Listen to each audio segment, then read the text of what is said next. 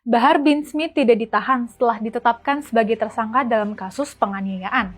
Permohonan penangguhan penahanan Bahar itu dikabulkan oleh Polres Metro Tangerang Kota dengan alasan kemanusiaan. Alasan itu misalnya karena Bahar adalah tulang punggung keluarga. Bahar juga memiliki kewajiban mengajar santri di pesantrennya. Bahar juga dianggap bersikap kooperatif selama pemeriksaan 24 jam. Pertimbangan lainnya adalah karena sedang adanya proses restoratif justice. Bahar juga telah meminta maaf ke korban dan mengajukan perdamaian. Tapi korban menolak permohonan maaf dan upaya damai itu. Korban penganiayaan Bahar itu adalah anggota Banser di Kota Tangerang bernama Rida. Peristiwa penganiayaan itu terjadi sekitar 21 sampai 22 September 2025 di wilayah Cipondoh, Kota Tangerang. Saat itu, korban ingin bersalaman dengan Bahar seusai pengajian digelar.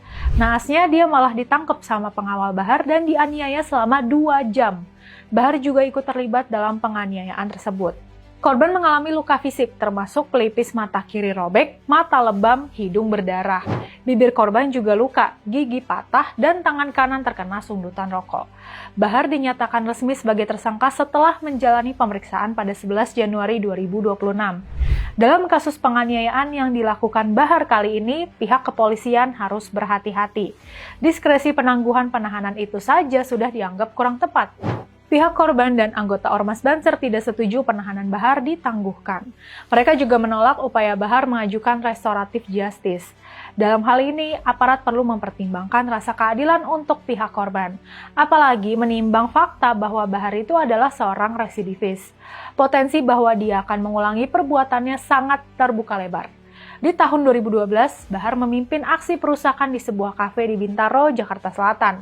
Akibat ulahnya itu, dia divonis 3 bulan penjara karena perusakan barang secara bersama-sama. Bahar juga pernah menganiaya 2 remaja di pondok pesantrennya pada 2018.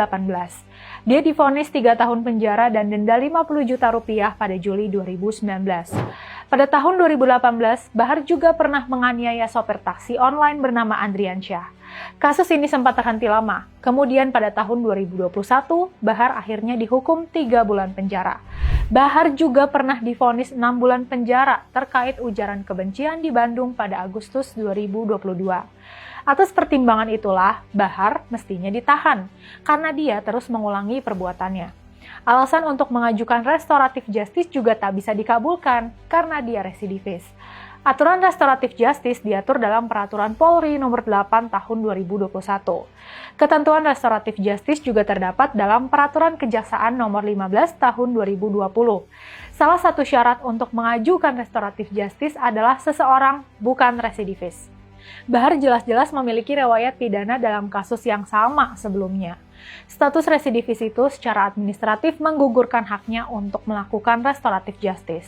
Bahar juga semestinya dihukum secara maksimal, misalnya di atas 5 tahun, karena orang ini telah terbukti berulang kali melakukan aksi penganiayaan.